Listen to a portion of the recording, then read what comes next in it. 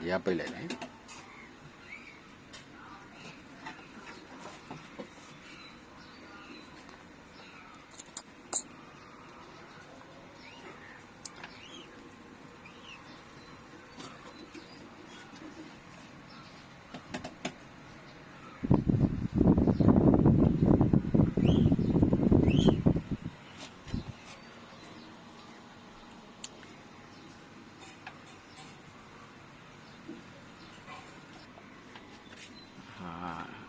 ဒီနေ့တော့ဘောလုံးကြီးနံပါတ်လေးတွေရိုက်နေတယ်ပေါ့နာမည်တွေ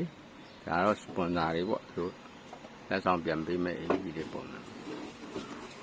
လက်ဆောင်ပေးမဲ့အင်ကြီးမှာသူကနံပါတ်ထည့်ခြင်းသေးတယ်အဲ့တော့နံပါတ်ထည့်တဲ့အောက်ကဖုန်းနံပါတ်နဲ့ပေါ့နော်အဲ့တော့ထည့်ကိုကျွန်တော်တို့ဘယ်လောက်ယူလဲဆိုရင်နာမည်နံပါတ်ဘောစပွန်ဆာနာမည်ပဲဖြစ်ဖြစ်လူနာမည်ပဲဖြစ်ဖြစ်ပေါ့တစ်ထည့်ကို2000ယူပါတယ်အောက်ကဒီလိုဖုန်းနံပါတ်လေးတစ်ခုထပ်ထည့်မှဆိုရင်2500ယူပါတယ်ဒါကတော့စိုင်သမားတွေဆိုတော့စိုင်သမားဈေးပေါ့နော်ပေါင်းပြီးနံပါတ်လည်းတက်ပေးရပါတယ်ဒီနေ့ရိုက်တာလေးတွေပေါ့နော်